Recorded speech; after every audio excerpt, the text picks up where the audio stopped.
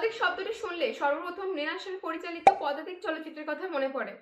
70 দশকের নকশাল আন্দোলনকে কেন্দ্র করে 1973 সালে পদাতিক চলচ্চিত্রটি বড় পর্দায় মুক্তি পেয়েছিল।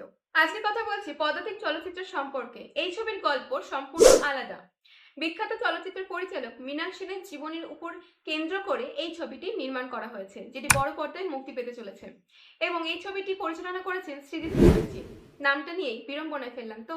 আন্তর্জাতিক চলচ্চিত্র মহলে মার্ক্সবাদী চলচ্চিত্রকার রূপে মৃণাল সেন পদাতিক শিল্পী হিসেবে পরিচিতি অর্জন করেছিলেন। অর্থাৎ ভারতীয় পরিচালক হিসেবে মৃণাল সেন নিপীড়িত মানুষদের শিল্পী হিসেবেও পরিচিত। দাদাসাহেব ফালকে এবং পদ্মভূষণ পুরস্কার প্রাপ্ত মৃণাল সেনের থেকে সৃজিত মুখার্জি বেশ প্রভাবিত। তাই সাদা কালো দৃশ্যপটে প্রশ্ন করতে শেখানো মৃণাল সেনকে নিয়ে সৃজিত মুখার্জির পরবর্তী ছবি পদাতিক যেন একটি নতুন অধ্যায়। ছবির কাস্ট হিসেবে রয়েছেন মুখ্য চরিত্রে মৃণাল সেনের ভূমিকায় চঞ্চল চৌধুরী এবং যুবক বয়সে মৃণাল সেনের ভূমিকায় অভিনয় করতে দেখতে পাওয়া যাবে কোরক সামন্তকে। মৃণাল সেনের স্ত্রী গীতা সেনের ভূমিকায় অভিনয় করেছেন মনামী ঘোষ। সম্রাট চক্রবর্তী রয়েছেন ছেলে কুনাল সেনের ভূমিকায়।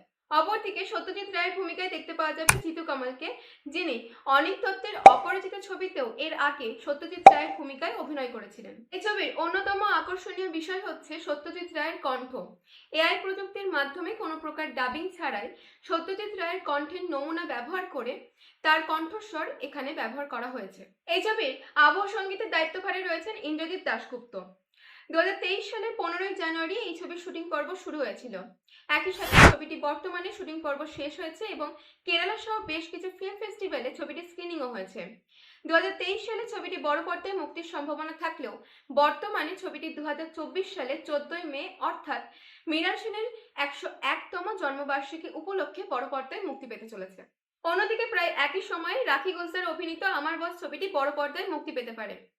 সে সময় লোকসভা নির্বাচনের জন্য বুমেরাং ছবিটির রিলিজ ডেট ইতিমধ্যেই লিখে নেওয়া হয়েছে। দেখা যাক এই ছবি দুটি কবে মুক্তি পায়।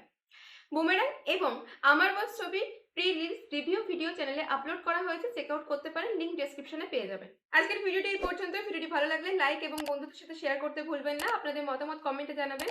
এমন আরও আপডেট পেতে চ্যানেলটি সাবস্ক্রাইব করে রাখুন। দেখা হচ্ছে পরবর্তী ভিডিওতে। ভালো থাকুন, অসংখ্য ধন্যবাদ।